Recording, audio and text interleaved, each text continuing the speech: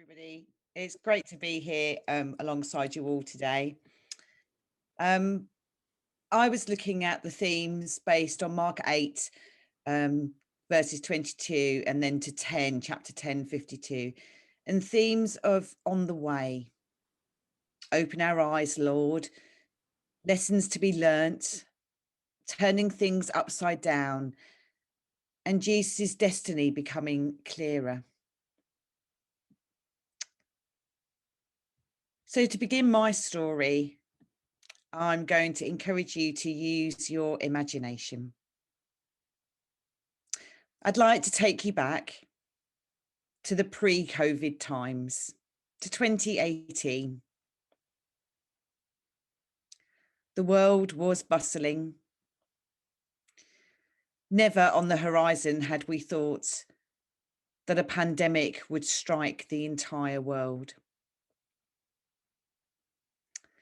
I was newly arrived in my new appointment, and it was an exciting opportunity to be partnered with an art centre and a church, whom at the time I didn't know were hurt. I didn't know the backstories.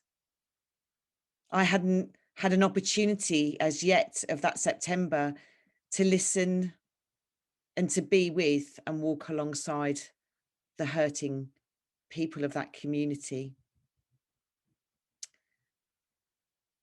It quickly became apparent to me that we were in an area, living in an area of very, very affluent upper middle class. The surrounding areas of Rains Park, where I live, and Wimbledon Village are a world apart from my previous appointment. Never had I seen such wealth. Never had I experienced the giving, but also the storing and withholding. There is hidden poverty here. There is a high level of drug, by which I mean very high class A drugs, and alcohol abuse, which is very, very hidden behind closed doors. We are a diverse community.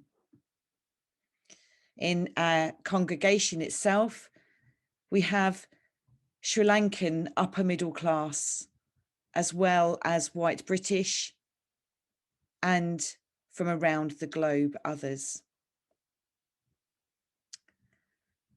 But we have no diversity in the wealth.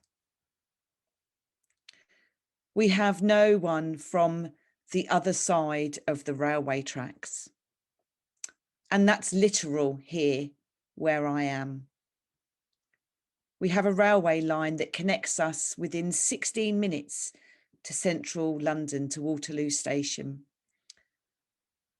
And our church and our community is one side of the railway tracks, connecting us to Wimbledon Village. And on the other side of the railway tracks, it connects us to Morden and to those places that are left affluent than where we are. I entered into a place where there was fear. Decisions had been made from a basis of fear, something I think that we all can relate to. That fear of the unknown and the fear of losing and of loss. A culture and a community where to hang on to what they had and to continue to build what they had seemed the right course of action. And so over the last 2.5 years, a journey has been undertaken to think about what are the gospel message for us and our community. It's very difficult to speak truth to power. And as we think of those themes within Mark of opening our eyes, Lord, opening our eyes to the truth that is around us. So often the places and people that we surround ourselves with perpetuate a vision of the world that makes us comfortable, that makes us not want to step outside of our comfort zones because we're safe and warm. As today we're using the imagery of the campfire, we can imagine we're all huddled, safe and warm in that glow of that firelight, yet just behind us is the darkness. Just behind our shoulders is the unknown, the shadows, the places that during daylight may seem very familiar, but in our darkest hours, they seem scary. They feel as if people and others are watching us and we are afraid. And so we huddle closer to those who give us comfort. We huddle closer to protect what is ours. That's the challenge that we have in my context.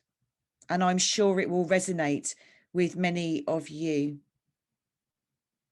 The clinging on, the wanting almost to remain blind to what is going on. It's interesting in Mark's gospel that Jesus rebukes Peter for seeing in a human way, for seeing the world just through his own eyes and not through the eyes of God. With the divine seeing, our wounds are healed and our eyes are opened. And the possession of things begins to fall away. How do we cope with loss? The blind man that Jesus healed, was there loss when he lost his blindness? In his darkness, using his hands and his other senses, he had learnt to navigate the world as he perceived it. But he recognized that he needed healing and he called out to be healed. Firstly, it's that recognition.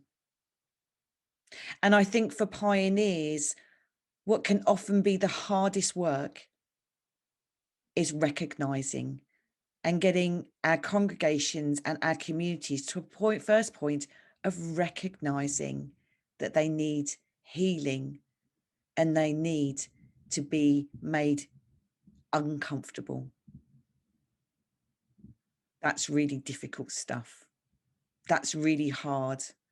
It certainly keeps me awake in the middle of the night, trying to decide between how to care and how to walk carefully, but also knowing that I am there to be a stone in the shoe, that I am there to discomfort sometimes and to break down barriers. Lord, I believe, but help my unbelief. Please help my unbelief that anything can change. We can become beaten down by the world around us. But we have a faithful God. And Jesus showed us the model of how to live our lives faithfully and to keep on trying again and again, picking ourselves up and looking at the way to see divinely embracing that way of suffering and humiliation. For so many in my community, the thought of humiliation, the thought of their secrets being uncovered, of abuse in many, many different kinds, is so scary that they would rather carry on with the abuse than to be healed. And so, as we move forward through the other themes, I'd like to give us 3 questions in which to explore later. How do we speak truth to those who have historically held power and struggled to let it go? When we're in communities where those with power, wealth, and status cling on because it's historically their way. And how do we as pioneers speak truth into that? How to move from a comfortable theology. We all like our comfortable stuff that we understand. Some of us have more understanding than others and have certificates and stuff to prove their understanding of theology, and are comfortable with the way and their knowledge and their understanding. But how do we move to a disruptive theology? And I think that's the challenge for pioneers, to embrace the disruptive, that we don't know it all. And that no amount of learning from a book or no amount of praying sometimes that it will come about, it actually comes about by being disrupted and having those things taken away from us and experiencing loss, in which we surrender ourselves to the Holy Spirit. And surrendering our lack of understanding and our lack of knowledge leads us to a disruptive theology where we can walk alongside others who are disturbed. And healing the eyes to see the world. How do we balance healing and hurt? Having pastoral care, that weighs heavily on me. I love to heal. I love people. I don't want to disturb them. I don't want to make them uncomfortable. But I keep going back, especially for me as a reader, to C.S. Lewis, and my favourite part of The Voyage of the Dawn Treader, when Aslan strips away Eustace's dragon, it hurt. Eustace cried out in agony as Aslan's claws ripped away every scale and then bathed him in the healing waters. It wasn't done out of fear or viciousness. Aslan knew the only way to heal Eustace was through that hurt and that pain and that stripping away, to then bring true healing. And that's a real challenge for us, to understand that balance. Thank you for your time this morning as I hand back over to Fiona and our next storyteller. So again, friends, conversations for your breakout rooms. How do we speak truth to those who have historically held power and struggle to let go? How to move from a comfortable theology to a disruptive theology? Healing the eyes to see the world. How do we balance healing and hurt?